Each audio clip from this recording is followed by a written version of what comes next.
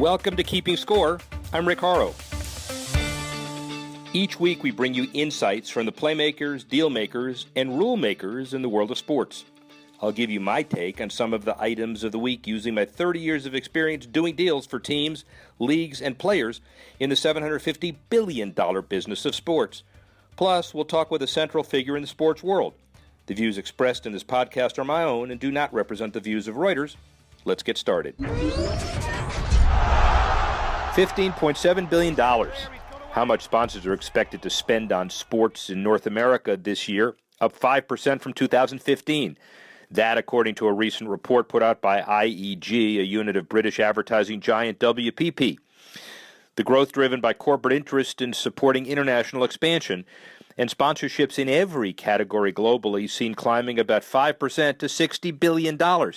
Chinese electronics firm Hisense Group doing its part to help. It's become a global sponsor of UEFA Euro 2016, and it marks the European soccer tournament's first sponsorship deal with a Chinese company in the championship's 56-year history. Tiger who? The golf world focused on Jordan Spieth, his recent victory in Maui helping ratings for the tournament climb as much as 90% from a year ago, according to Sports Business Daily. Coca-Cola signed a new multi-year partnership with a 22-year-old who's hoping to compete at the Olympics in Rio this summer. Golf returns to the games for the first time since 1904. Financials of Spieth's partnership with Coca-Cola haven't been confirmed, but the multi-year deal is reportedly one of the biggest the company's made with an athlete, on par with Sprite's deal with LeBron James. $252 million. The price tag of an extended deal between Ohio State Athletics and Nike. The agreement adding 15 years to the 20-year partnership already in place, according to the Columbus Dispatch. It now goes through 2033. Ohio State Athletic Director Gene Smith says the money will benefit varsity athletes, but also provide scholarships and internships for students who aren't jocks. It includes $112 million in Nike products, $15 million in marketing support, and at least $103 million in cold, hard cash. This deal is Nike's biggest to date, beating out the University of Texas, which signed a 15-year, $250 million deal in October. Now to the business of tracking the interactions of athletes and sports leagues on social media. I talk with the head of MVP Index, Sean Spieth, who, by the way, happens to be the father of golfer Jordan Spieth. So, Sean, first, talk about the company MVP Index, what you do, how you do it, how you kind of got into that space, and then, kudos on the $7 million round of Series A investment that you just closed. Well, Rick, thanks. Appreciate the opportunity here, and happy to do both of those. It was an interesting process to get through this round of funding. We learned a lot from it, and there have been a lot of opportunities that kind of led us to the way we closed this round, and I'll explain that in a moment. But to your first question, our mission as a company is to create the standard for social media measurement and valuation in sports and entertainment. And what that means is we're trying to collect everything we can in terms of social conversations that are relevant in sports on the major social platforms. If we collect them all, then we can rank them and index them. And if we do that effectively, then we can value the assets, whether they're brand ambassadors, they're athletes, they're entertainers, they're teams, brands, or venues and events. As long as we've collected them all and we can compare them within their peer groups and put a relative ranking on them, then it allows us to get to valuation, which is ultimately what all of those marketing assets are after, and then the sponsors and the partners who are writing the checks to use them as brand ambassadors and part of the marketing mix. The beauty of this is, and we'll get to this now and then we'll segue into it later, I assume you've come to emotional and psychological grips being by far and away the distant second celebrity in a household of Spieths. So the secret for everybody to know is that Sean is a quintessential businessman, but the other thing he did in life is father probably the best golfer on the planet. What's it like to create a company that has as a laboratory for social media development somebody who is certainly one phone call away or one dinner table conversation away, and the value proposition for both of you must be immense. Well, it is kind of nice to fly under the radar a little bit the last couple of years, Rick, with the company and individually. And at the same time, Jordan's 3-year now plus career path has given us, as you said, it's a great petri dish, a great test environment in a lot of ways for us to talk to marketers and agencies and brands that invest in sports, that market in sports. And we were able to do that, frankly, that we built this company because of the opportunities we learned about.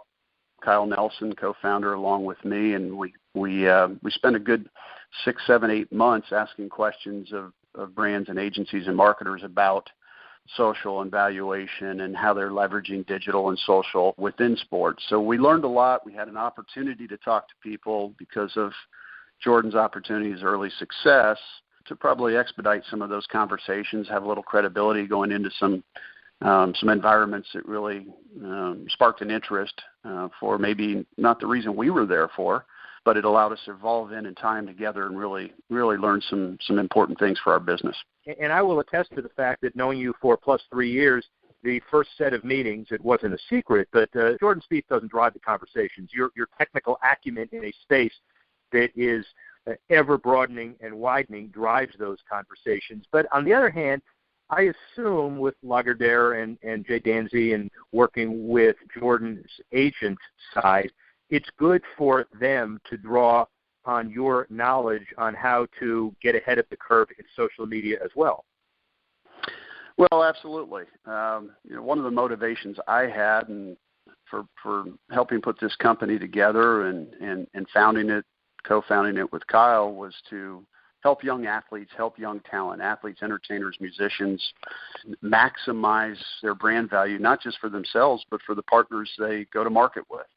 And people that believe in them, companies that believe in them and support them to either get going or to expand their brands together, make sure that the alignment makes sense so that they pick the right partners in both directions, so that it's authentic, they can grow it in a way that works for everybody and that they all enjoy it. I mean, in this business in sports and entertainment, you really have to love what you're doing to maximize your performance, and you have to be around people that you really love to be around from a business perspective. And that was really the primary motivation from my perspective, along with seeing the size of the opportunity and being able to go through that with Jordan, with his team, and help him, maximize that to the extent possible within some constraints. And constraints are always for athletes trying to maximize their performance in their profession first and foremost. Everybody's got different styles and different levels of engagement that they're comfortable with, both publicly and then socially. So that's a fun piece of the puzzle as well to try to figure out for the talent, because there's still people that have personalities and they fit in different places with different types of partners in different sports and in different demographic segments in different regions of the world or the country. It's all unique, and that's been one of the really fun parts of building this business. Blessing and curse, however, on the prolific expansion of social media, I assume. I know a lot of agents and brand managers and corporations would like to push the artificial mute button and just to make sure that all of the comments, most of the comments from some of the guys immediately evaporate. You have the ability to parse through all of that and see what the effect is on Q scores, on likability, on awareness. What's kind of the advice you give, or do you feel compelled to kind of get out in that space? Are there things that you can say to athletes and agents where they'll actually listen based on experience? Well, I think based on the data that we see, best practices just emerge within certain segments, whether it's a brand category or a sport or a demographic that a certain marketer is after. Best practices, they bubble to the top. They become very evident. We search for certain brands or certain keywords, certain phrases, and what works is obvious, and what doesn't work well is obvious, because we look at the conversation. It's about engagement, and then about, as you said, Rick, sentiment. What's the sentiment around the athlete or the team or the songwriter or the TV show or the movie? Who does it align with in terms of brands, which is really what we're about, because the brands are the ones that are writing the checks to use these marketing assets. We have all that data, and that's the hard part, is collecting all the data, and it's current. So it's near real time. I mean, every day, our rankings refresh. Our 28,000 plus entities that we're following get re-ranked, but we see what's happening in the conversations around them with over 1.5 billion fans, followers, influencers that buy product and have preferences for different types of sports, different types of events and venues. So we really see what's important to them. So it becomes really easy to show the athletes or the marketers or the brands what works, what doesn't work.